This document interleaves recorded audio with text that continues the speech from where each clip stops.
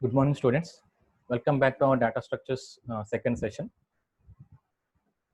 So let's start. What is a tree? So a tree is a collection of nodes connected by directed or undirected edges. Okay. So when I said node, we can remember that we used the same term in linked list. Okay. And a node contains some value and a reference to the next node. That is what we said in a singly linked list. In the same way, here also we are telling that there are a number of nodes, a node which can contain a value and some references to other nodes. Okay, these references we call them as links. Okay, where each node consists of a value together with a list of references to nodes. Here we are not limiting that there will be only one reference or two references, something like that. There can be any number of references, and these are pointing to other nodes, and those nodes are called the children of the particular node. There are constraints that no reference should be duplicated.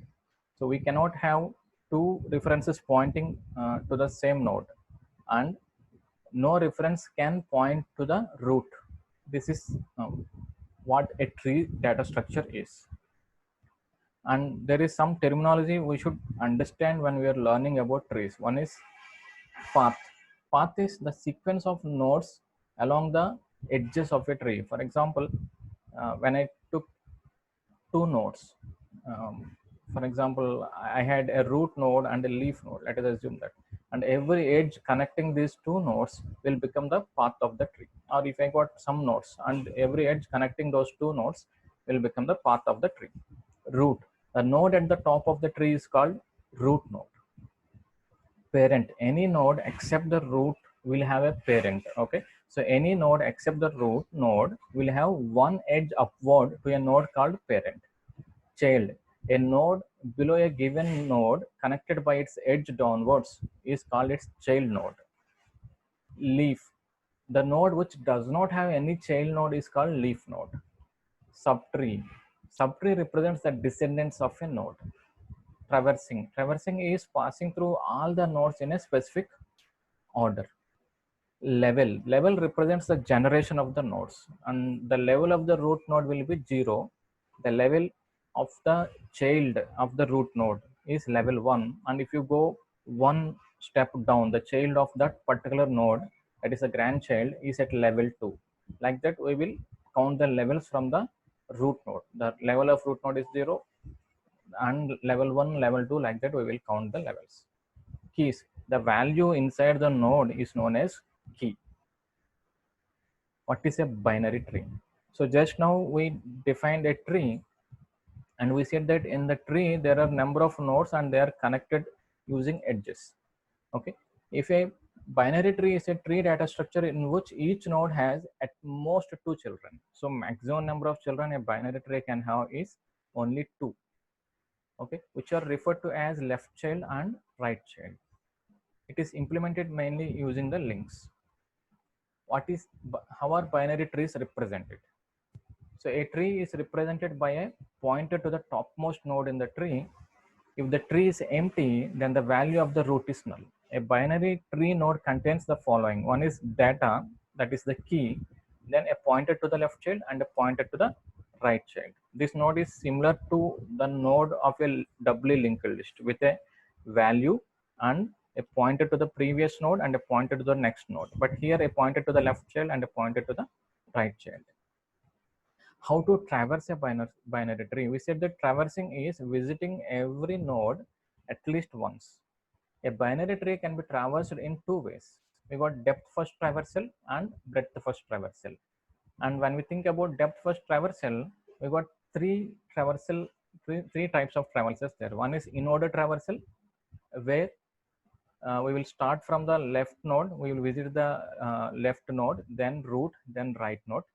Pre-order traversal, where we will start from the root, go to the left, then go to the right. Post-order traversal, where we will start from the left, go to the right, then come back to the root. Then we got breadth first traversal. The traversal is level order traversal. What is the height of a binary tree? So height is considered as the maximum number of edges on a path from root to leaf. So find the largest path starting from root to the leaf and count the number of edges. That edges, the number of edges is treated as the height of the binary tree. Binary tree properties. So the maximum number of nodes at any particular level L is 2 power L minus 1. And the maximum number of nodes in a tree of height h is 2 power h plus 1 minus 1. Okay. For example, if the height is 3, then 2 power 3, that is 8 minus 1. So the maximum number of nodes is 7. The minimum possible height of a binary tree with n nodes is log 2 of n plus 1 log n plus 1 base 2 minus 1. So C of log n plus 1 base 2 minus 1. This is the minimum possible height of a binary tree. Sometimes the questions will be asked that the number of nodes is some 25 or 20. Find the tell the minimum possible height. Then it will be log 25 to the base 2 minus 1. In binary tree, the number of leaf nodes is always one more than the nodes with 2 children. So when we need to find the relationship between the number of leaf nodes and number of nodes with 2 children, we should remember that the number of leaf nodes is always one more than the nodes with 2 children. And the time complexity of tree traversal is big O of n. What is BST? BST means binary search tree. Okay, a binary search tree is a binary tree, but it has some additional properties. One is the left subtree of a node contains only nodes with keys less than the node's key. For example, all the left children value or the key should be less than the root key. And the right subtree of the node contains only nodes with keys greater than the node's key. That is, the value in the right child should be less than the value, should be greater than the value in the root node. The left and right subtrees each must only be a binary search tree, and this should be recursively true. So when it comes to binary search tree, the search time is big O of h, where h is the height of the tree, and the insertion time is again big O of h, and deletion time is big O of h. Where is binary search tree used? Its main use is in search application, where data is constantly entering or leaving and data needs to be printed in sorted order. What is a height balanced binary search tree? For a height balanced binary search tree, the difference between the height of the left and right subtree of every node is never more than 1. That is a simple rule. And the height of the binary search tree with n nodes is never more than log n base 2 plus 1. How to find if the given binary tree is binary search tree or not? So if the in-order traversal of the binary tree is sorted, then the given binary tree is a binary search tree. What is the minimum number of nodes that a binary tree can have? And always possible that a binary tree can have a minimum of 0 nodes. It may have a 1 node, it may have 2 nodes. Okay, but a particular node, a particular pointer which is pointing to null is a case where we have 0 nodes. What is a self-balancing binary search tree? A self-balancing or height-balanced binary search tree is any node-based binary search tree that automatically keeps its height small in face of arbitrary item insertions and deletions. Whenever items are being inserted arbitrarily, and deleted arbitrarily, that is, the elements of the tree are being changed continuously. Okay, the height is self-adjusted by the self-balancing tree and adjusted in a way that the height is minimum. What is a binary heap? A binary heap is defined as a binary tree with 2 additional constraints. One is shape property, second one is heap property. When we say shape property, a binary heap is a complete binary tree, that is, all levels of the tree except possibly the last one are fully filled. And if the last level of the tree is not complete, the nodes of that level are filled from left to right. So that is called as shape property. And heap property, the key stored in each node is either greater than or equal to or less than or equal to the keys in the node's children according to some total order. So we can have maximum heap or minimum heap based on those conditions.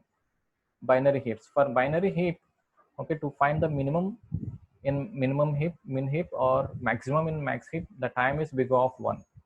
Insertion time is big O of log n, and deletion time is big O of log n. What is min heap and max heap?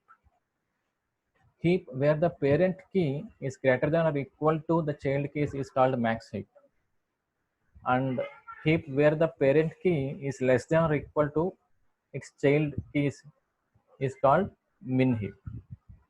What is a graph? A graph is a nonlinear data structure consisting of nodes and edges.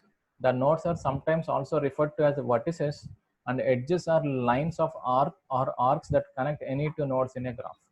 A graph consists of finite set of nodes or vertices and set of edges which connect a pair of nodes. So you can say that a graph contains some nodes and edges joining those nodes. Explain about infix, prefix, and postfix notations. Infix notation. Operators are written in between their operands. This is our regular way of writing the expressions. Postfix notation. It is also known as reverse Polish notation. Operators are written after their operands. For example, if you want to write x plus y, we will write x, y plus. This is postfix notation. Prefix notation, also known as Polish notation. Operators are written before their operands. When we want to write x plus y, we write plus xy. The same expression we can see in three different notations: a into b plus c by 2, abc plus into d slash divided by. And here you can see the postfix notation. Okay, thank you everyone, wish you all the best.